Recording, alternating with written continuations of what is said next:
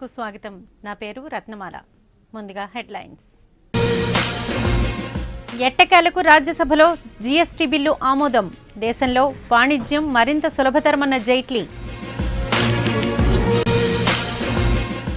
తెలుగు రాష్ట్రాలను ముంచెత్తుతున్న వర్షాలు. ఉధృతంగా ప్రవహిస్తున్న Krishna, Godavari.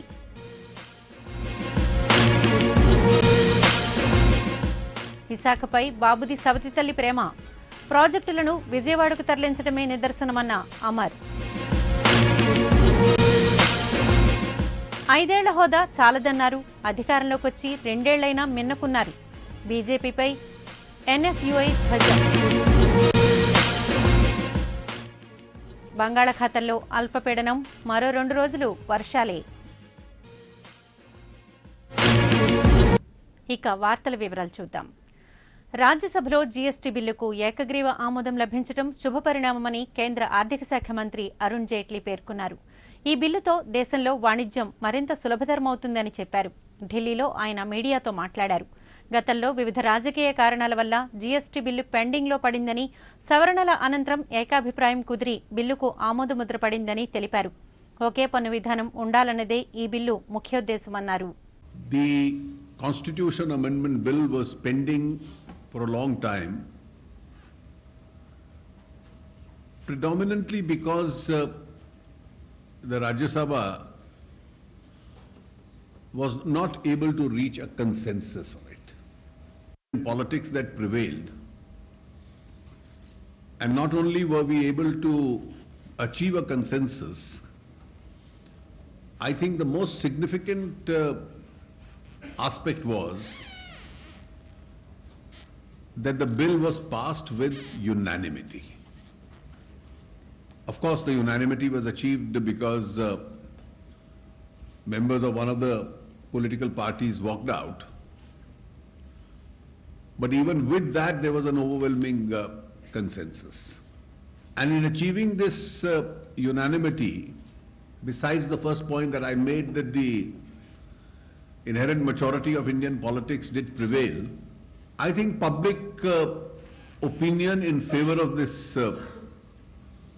uniform tax also had a very important role. Telugu రాష్ట్రాలను వర్షాలు ముంచెత్తుతున్నాయి. ఓవైపు రుతుపవనాలు, మరోవైపు బంగాళాఖాతంలో ఏర్పడ్డ అల్పపీడనాల కారణంగా గత 2 రోజులుగా విస్తారంగా వర్షాలు కురుస్తున్నాయి. దీంతో జలాశయాల నీటి మట్టాలు భారీగా పెరిగాయి.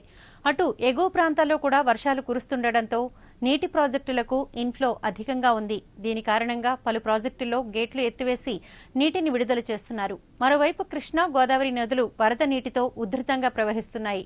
నదులపై నిర్మించిన ప్రాజెక్టుల్లో సామర్థ్యానికి మించి వరద నీరు చేరడంతో నీటిని విడుదల చేస్తున్నారు. దీంతో పల్లపు ప్రాంతాలు జలమయమయ్యాయి. ఈ వర్షాలు మరో 2 రోజుల పాటు కురిసే అవకాశాలు ఉన్నాయని వాతావరణ శాఖ తెలపడంతో ఇరు రాష్ట్రాల ప్రభుత్వాలు అప్రమత్తమయ్యాయి. ముఖ్యమంత్రి చంద్రబాబు విశాఖపై సవతి తల్లి ప్రేమ చూపిస్తున్నారని వైఎస్సార్ కాంగ్రెస్ పార్టీ జిల్లా అధ్యక్షుడు గుడివాడ అమర్నాథ్ మండిపడ్డారు. జగదాంబలోని పార్టీ కార్యాలయంలో ఆయన మీడియాతో మాట్లాడారు. విశాఖ అభివృద్ధిపై పదే పదే ఊకదంపుడు ఉపన్యాసాలిస్తున్న చంద్రబాబు వనరులు పుష్కరంగా ఉన్నప్పటికీ ఆ దిశగా నిధులు కేటాయించకపోవడం బాధాకరమన్నారు. హైదరాబాద్ను అన్ని విధాలా అభివృద్ధి చేసి విభజనలో దాన్ని కోల్పోయినా చంద్రబాబు గుణపాఠం నేర్చుకోకపోవడం శోచనీయమన్నారు.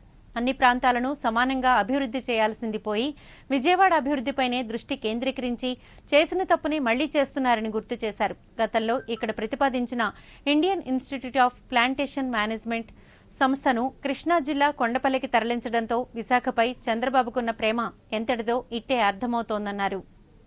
మోడీ ప్రభుత్వం ఆంధ్రప్రదేశ్కు ప్రత్యేక హోదా ఇచ్చి తీరాల్సిందేనని ఎన్ఎస్యుఐ జాతీయ కార్యదర్శి ఏపీ ఇన్ఛార్జ్ షమీర్ అన్సారీ ఖాన్ స్పష్టం చేశారు. నగరానికి వచ్చిన ఆయన కాంగ్రెస్ పార్టీ కార్యాలయంలో మీడియాతో మాట్లాడారు. రాష్ట్ర విభజన సమయంలోనే ప్రత్యేక హోదాకు యూపీఏ ప్రభుత్వం ఆమోదముద్ర వేసిందని, ఎన్డీఏ ప్రభుత్వం బిల్లులో పెట్టలేదంటూ సున్నితమైన హోదా అంశంపై దాటవేత్త ధోరణిని ప్రదర్శించడం తగదన్నారు. విభజనతో నష్టపోయిన నవ్యాంధ్రకు నాటి ప్రధాని మన్మోహన్ సింగ్ 5 ఏళ్ల హోదా ఇస్తామంటే చాలదన్న బీజేపీ అధికారంలోకి వచ్చి 2 ఏళ్లైనా ఆ ఊసే ఎత్తకపోవడం బాధాకరమన్నారు. హోదాపై అలుపెరగని పోరాటం చేస్తున్న కాంగ్రెస్ పార్టీకి ఎన్ఎస్యుఐ అండగా ఉంటుందని చెప్పారు. సమావేశంలో పీసీసీ ప్రధాన కార్యదర్శి ద్రోణంరాజు శ్రీనివాసరావు, నగర కాంగ్రెస్ అధ్యక్షుడు బెహరా భాస్కర్రావు, నగర మహిళా కాంగ్రెస్ అధ్యక్షురాలు పేడాడ రమణికుమారులు పాల్గొన్నారు.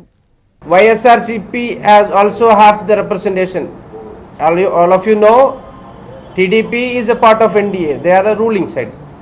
And YSRCP has the representation. They are also not aware of that. Now only the Congress party, mainly our beloved leader Dr. KVP Ramachandra Rao submitted a private bill and it is going for voting on 5th August. Let's hope for the best. Why the NSU is supporting the special category status is, it is because by implementing this special category status, the Andhra state will get new IITs, NITs, other central universities to Andhra Pradesh. We can improve our quality of education and we can make educated youth in Andhra. So now we are starting, now we are moving to the college level and under college level for making awareness of our organization, and we will do our level best. And also I would like to invite all the students of Visakhapatnam to now Congress party, our Congress Vice President Rahul ji is visiting Visakhapatnam for supporting the Adivasis. As you all know, the Congress is only supporting the minorities.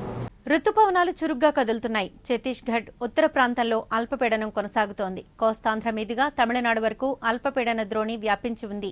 వాయువ్య బంగాళాఖాతంలో మరో అల్పపీడనం స్థిరంగా కొనసాగుతోంది. వీటి ప్రభావంతో తెలుగు రాష్ట్రాల్లో విస్తారంగా వర్షాలు కురుస్తాయని విశాఖ వాతావరణ కేంద్రం తెలిపింది. కోస్తాంధ్రలో పలుచోట్ల భారీ వర్షాలు కురుస్తాయని, తీరం వెంబడి గంటకు 45 నుంచి 50 కిలోమీటర్ల వేగంతో ఈదురుగాలులు వీస్తాయని వాతావరణ శాఖాధికారులు తెలిపారు. మత్స్యకారులు అప్రమత్తంగా ఉండాలని సూచించారు.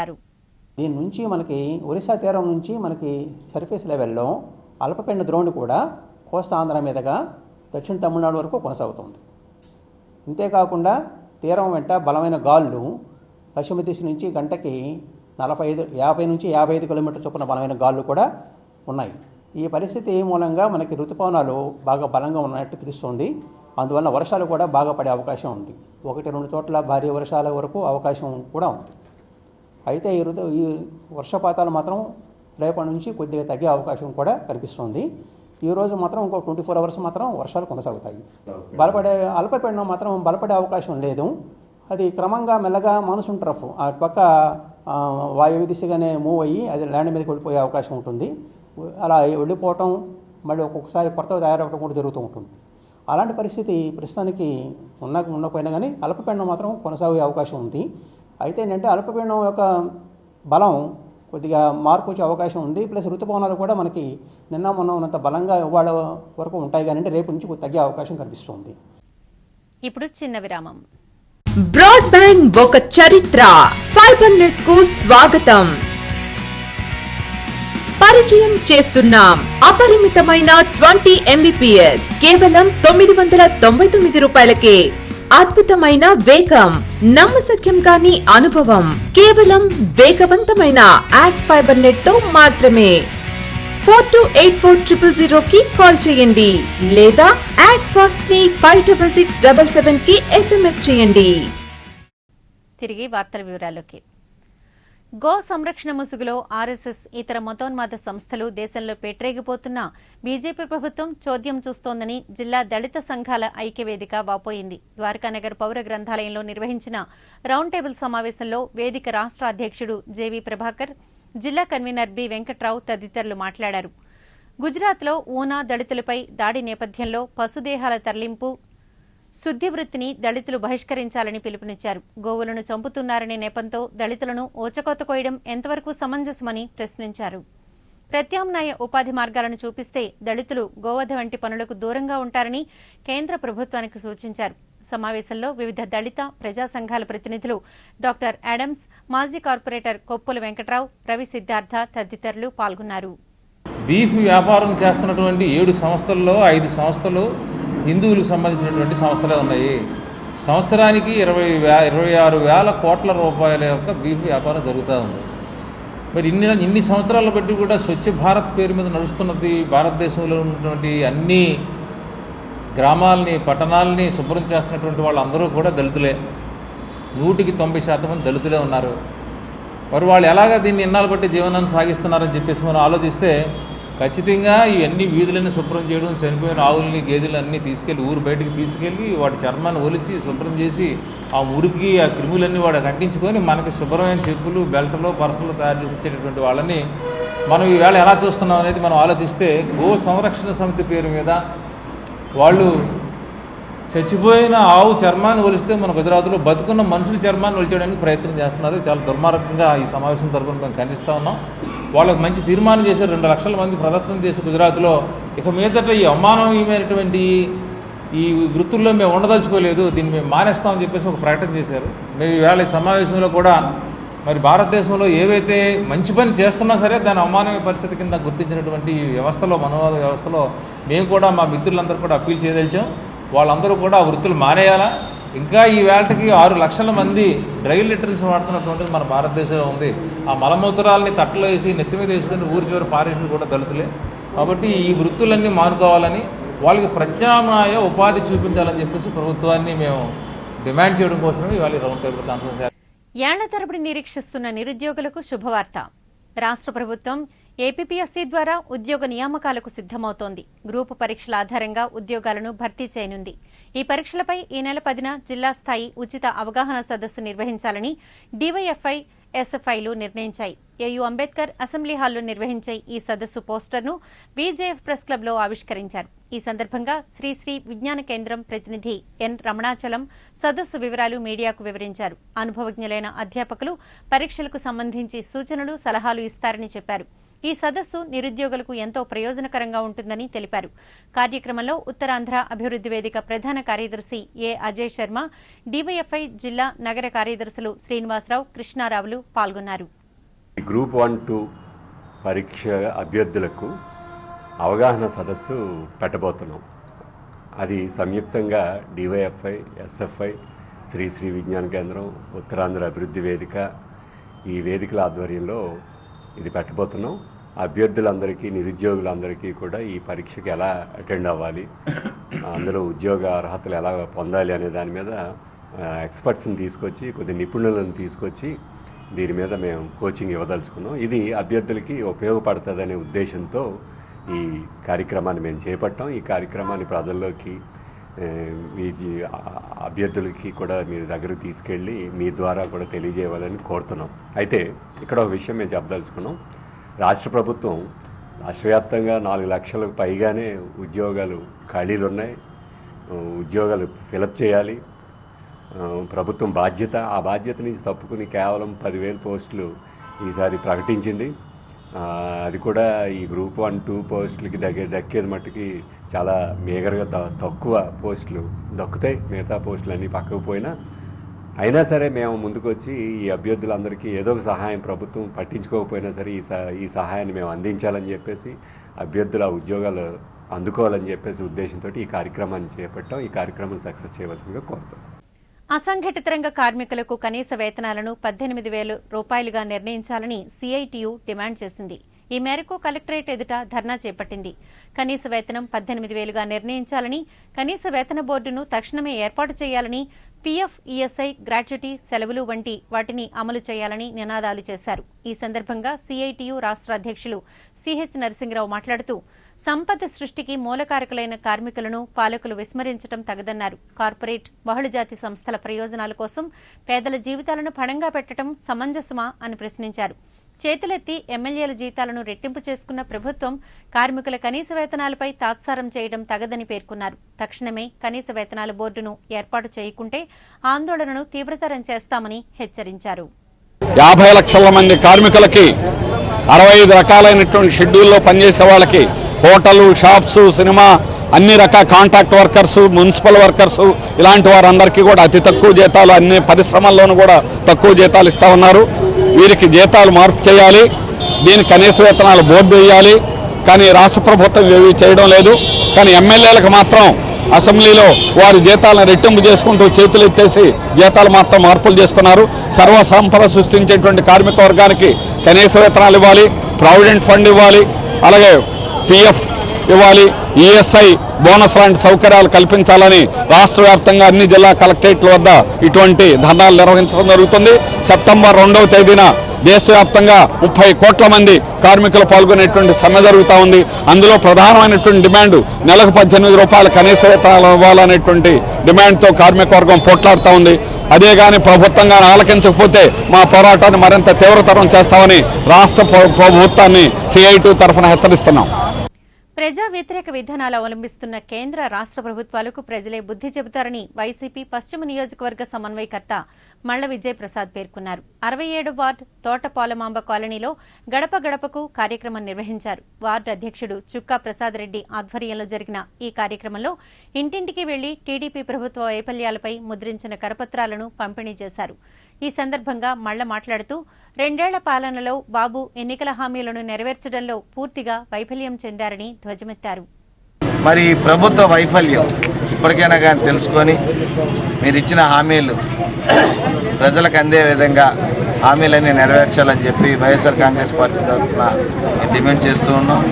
అదే కాకుండా ప్రత్యేక హోదా మన హక్కుని కాలరాసే విధంగా రాష్ట్ర కేంద్ర ప్రభుత్వాలు పనితీరు ఉంది. దీని మీద కనీసం స్పందించుకుంటా ఏవో లెక్కలు చెప్పి మభ్యపెట్టి మోసం చేయాలనే రీతిలో 5 కోట్ల మంది ప్రజల్ని డైరెక్ట్గా కానీ ఇండైరెక్ట్గా కానీ మోసం చేస్తూ ఉన్నారు. నిన్న మీరు చూస్తూ ఉన్నారు. మరి నిన్న బంద్కి పిలుపునిచ్చితే స్వచ్ఛందంగా విధి నిర్వహణలో ఉండగా వ్యాన్ ఢీకొని తీవ్ర గాయాల పాలై కేజీహెచ్లో చికిత్స పొందుతున్న జీవీఎంసీ రాత్రి పారిశుద్ధ్య విభాగం కార్మికుడు కృష్ణకు మెరుగైన వైద్యం అందించాలని CITU అనుబంధ కార్మిక సంఘం డిమాండ్ చేసింది. ఈ మేరకు గాజువాక జోనల్ కమిషనర్ బివి రమణను కలిసి ఓ వినతి పత్రం అందజేసింది. ఈ సందర్భంగా యూనియన్ నాయకుడు రమణ మీడియాతో మాట్లాడారు. రాత్రి సమయంలో పారిశుద్ధ్య పనులు నిర్వహిస్తున్న కృష్ణ అనే కార్మికుడిని ఓ వ్యాన్ ఢీకొట్టిందని చెప్పారు. అతడికి మెరుగైన వైద్యం అందించకుండా కేజీహెచ్లో చేర్పించి అధికారులు నిర్లక్ష్యంగా వ్యవహరించారని మండిపడ్డారు. కనీసం అతడిని పరామర్శించిన పాపాను కూడా పోలేదని విచారం వ్యక్తం చేశారు. నా కార్మిక బాధ్యత నైట్ డ్యూటీలోని ప్యాకేజీలోనే ఒక లారీ శనివారం నాడు యాక్సిడెంట్ జరిగితే ఒక ఎస్ఐ కానీ ఒక జడ్సీ గారు కానీ ఒక డాక్టర్ గారు కూడా చూడడానికి వెళ్ళలేదు. ఏమైనా యూనియన్ అడిగితే మాత్రం మేము మనము కార్యక్రమం ఉన్నాం కాబట్టి మేము రాలేకపోయాము అని చెప్పేసి తప్పించుకున్నారు. మొన్న నేను సుబ్బారావు గారు వెళ్ళి గట్టిగా జడ్సీ గారు అడిగితే దాని మీద యాక్షన్ తీసుకొని చెప్పేసి జడ్సీ గారు అన్నారు. కానీ ఈ రోజు వరకు కూడా వెళ్ళలేదు. ఈ రోజు ఎస్సీ అడుగుతానంటే నాకు ఎటువంటి సంబంధం లేదు, మేము పని చెప్పడం కానీ మాకు ఎటువంటి బాధ్యత లేదు చెప్పించి ఎవరు మాట్లాడలేదు. వాడిని వెంటనే ఆవిడని పరామర్శించి ట్రీట్మెంట్ చేసి సమయంగా ఇన్సూరెన్స్ అది ఇప్పించాలని మేము జీఎంసీ గౌరవ చేసి నేను కోరుతున్నాను. 2 ఏళ్ల టీడీపీ పాలనలో సామాన్య ప్రజానీకానికి ఒరిగిందేమీ లేదని వైఎస్ఆర్ కాంగ్రెస్ పార్టీ గాజువాక నియోజకవర్గ సమన్వయకర్త తిప్పల నాగిరెడ్డి విమర్శించారు. గడప గడపకు వైకాపా కార్యక్రమంలో భాగంగా ఆయన జీవీఎంసీ 62 వార్డు వియ్యపవానిపాలెం పరిసర ప్రాంతాల్లో స్థానిక వార్డు అధ్యక్షుడు బిఎన్ పాత్రుడు నేతృత్వాన ఇంటింటికి వెళ్లి టీడీపీ ప్రభుత్వానికి పార్టీ సంధించిన 100 ప్రశ్నలతో కూడిన కరపత్రాలను పంపిణీ చేశారు. 2 రోజులు తక్కువ 4 రోజులు పూర్తి చేసుకుంటుంది గాజువాక నియోజకవర్గంలో వైఎస్ఆర్ పార్టీ గడప గడపకి కార్యక్రమం. 64వ వార్డు మిగిలింది. తర్వాత యారాడ పార్ట్ యారాడ గ్రామం ఒకటి ఉంది. ఇవన్నీ కూడా నా ఉద్దేశ ప్రకారంగా ఈ నెల 9వ తారీఖుతో కంప్లీట్ అవుతుంది. 9వ తారీఖు మళ్ళీ సెకండ్ టర్న్ కూడా ఒకసారి వార్డు అధ్యక్షులు అందరితో మీటింగ్ పెట్టి చంద్రబాబు నాయుడు గారు ఇచ్చిన వాగ్దానాలకి ప్రజలు ప్రలోభమైపోయి ఇతను ఏదో చేస్తాడు, నేను మారిన మనిషిని మరమనిషిలాగా ఉండను, పూర్వమైతే మరమనిషిలాగా ఉన్నాను, ఇప్పుడు మారాను అని ఈ వాగ్దానాలన్నీ చేసి మేఘాద్రిగడ్డ రిజర్వాయర్ ఆధునీకరణ పనులు చురుగ్గా సాగుతున్నాయి. జీవీఎంసీ 27 లక్షల వ్యయంతో ఈ పనులు చేపట్టింది. గేట్లకు మరమ్మతులతో పాటు రంగులు వేస్తున్నారు. వేసవి తరువాత వర్షాలు అంతంత మాత్రంగానే కురుస్తుండటంతో గేట్లను ఎత్తివేసే పరిస్థితి ఇప్పటి వరకు రాలేదు. దీంతో మరమ్మత్తు పనులు చేపట్టారు. అయితే గత 2 రోజులుగా కురుస్తున్న వర్షాల కారణంగా రిజర్వాయర్లోకి నీరు చేరింది. మరో 2 రోజులు ఇదే స్థాయిలో కురిస్తే రిజర్వాయర్ నీటిమట్టం పెరిగే అవకాశముందని భావించిన అధికారులు మరమ్మత్తు పనులను వేగవంతం చేశారు. ఉత్తరాంధ్ర ఇలవేల్పు భక్తులు కోరిన కోరికలు తీర్చే కొంగు బంగారం వన్ టౌన్ బురుజుపేటలో కొలువై ఉన్న శ్రీ కనకమహాలక్ష్మి అమ్మవారి ఆలయంలో శ్రావణమాసం పూజలు ఘనంగా జరిగాయి. భక్తులు బారులు తీరి అమ్మవారికి అర్చనలు, పంచామృతాభిషేకాలు నిర్వహించారు. ప్రతి గురువారం జరిగే అష్టదళ పద్మారాధన కార్యక్రమాన్ని వైభవంగా నిర్వహించినట్లు ఆలయ కార్యనిర్వహణాధికారి జ్యోతి మాధవ్ తెలిపారు. శ్రావణమాసం ఆఖరి శుక్రవారం రోజున భక్తులకు ఉచిత సామూహిక పూజలను నిర్వహించనున్నట్లు చెప్పారు. 7 గంటల నుంచి 8 గంటల వరకు ప్రతి లక్షవారము కూడా ప్రతి లక్షవారము కూడా అమ్మ దగ్గర ఈ విధమైనటువంటి అష్టదళ పద్మారాధన జరుగుతుంది.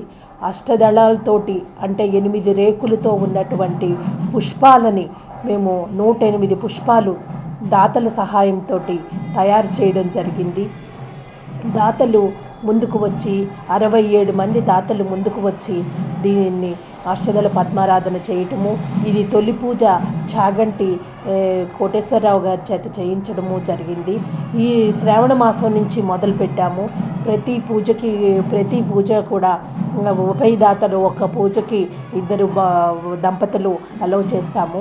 ఆ విధంగా వచ్చి ఈరోజు పూజ చేయటం జరిగింది.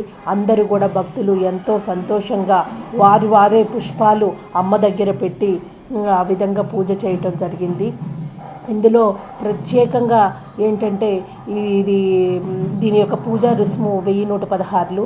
ప్రత్యేకంగా అయిపోయిన తర్వాత అమ్మవారిది లామినేటెడ్ ఫోటో, పసుపు, కుంకుమ, తర్వాత అంతేకాకుండా ప్రసాదము ఇవన్నీ కూడా ఇస్తాము. రాష్ట్రంలో 1,00,000 మంది నిరుద్యోగ యువతకు ఉపాధి అవకాశాలు కల్పించాలన్నది మిరాకిల్ సాఫ్ట్వేర్ సిస్టమ్స్ లక్ష్యమని ఆ సంస్థ సీఈఓ ప్రసాద్ వి లోకం తెలిపారు. నగరంలో ఓ హోటల్లో ఏర్పాటు చేసిన మీడియా సమావేశంలో ఆయన మాట్లాడారు. ఏపీ క్లౌడ్ పేరుతో శుక్రవారం నుంచి 3 రోజుల పాటు ఏయూ వైవీఎస్ మూర్తి ఆడిటోరియంలో సాఫ్ట్వేర్ విద్యార్థులకు డిజిటల్ ట్రాన్స్ఫర్మేషన్ స్కిల్స్ పై శిక్షణ ఇస్తున్నట్లు చెప్పారు. ఆంధ్రప్రదేశ్ను ప్రపంచంలోనే నెంబర్ 1 స్థానానికి తీసుకువెళ్లాలని ముఖ్యమంత్రి చంద్రబాబు నాయుడు విజన్ కు అనుగుణంగా మిరాకిల్ సంస్థ ఈ ప్రోగ్రాంను నిర్వహిస్తోందని పేర్కొన్నారు. కార్యక్రమ ప్రారంభోత్సవానికి రాష్ట్ర ఐటీ మంత్రి పల్లె రఘునాథ్ రెడ్డి, మంత్రులు సిహెచ్ అయ్యన్న పాత్రుడు, గంటా శ్రీనివాసరావు, కిమిడి మృణాలిని, పలువురు ఎంపీలు, శాసనసభ్యులు హాజరవుతారని చెప్పారు. అమెరికా కంపెనీ అవనండి, యూరోప్ కంపెనీ అవనండి, ఏ కంపెనీ అయినా ఈ ప్రశ్నలకు సమాధానం వాళ్ళకి సరిగ్గా మనం అందజేయకపోయిన స్థాపించబడిన ఢిల్లీ, హైదరాబాద్, బెంగళూరు, చెన్నై వాటితో మనం పోటీ పడడం చాలా కష్టం. ఈ పోటీని తట్టుకోవడం కోసం మనం చేసే ఈ ప్రయత్నం ఏపీ క్లౌడ్.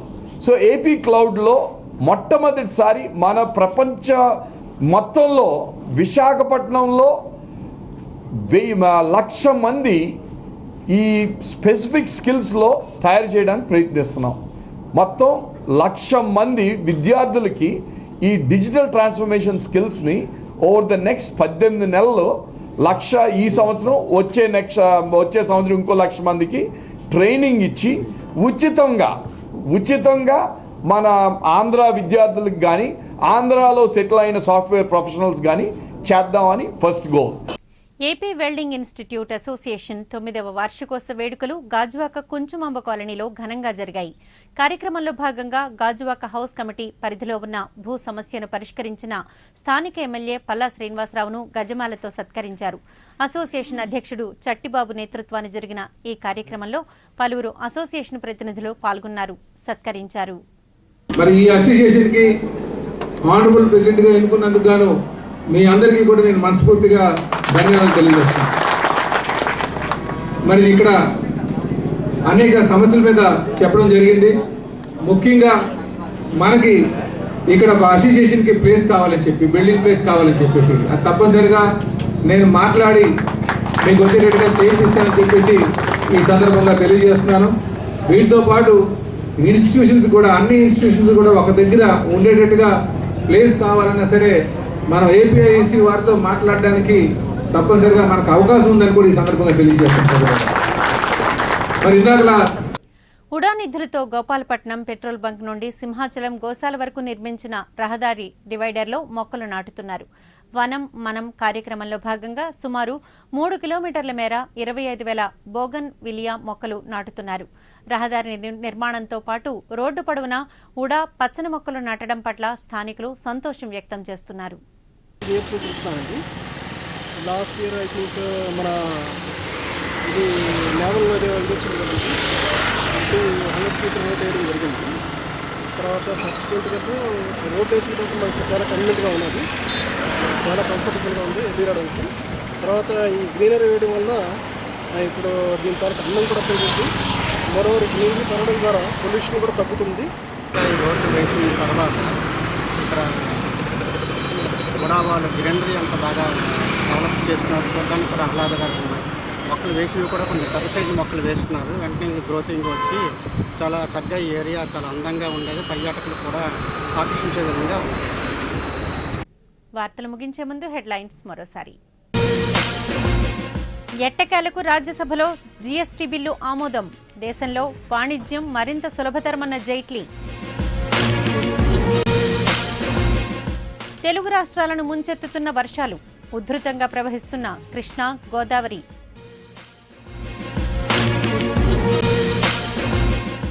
విశాఖపై బాబుది సవతి తల్లి ప్రేమ, ప్రాజెక్టులను విజయవాడకు తరలించడమే నిదర్శనమన్న అమర్. 5 ఏళ్ల హోదా చాలదన్నారు, అధికారంలోకి వచ్చి 2 ఏళ్లైనా మిన్నకున్నారు. బీజేపీపై ఎన్ఎస్యుఐ ధ్వజం. బంగాళాఖాతంలో అల్పపీడనం, మరో 2 రోజులు వర్షాలే. వార్తలు ఇంతటితో సమాప్తం. నమస్కారం.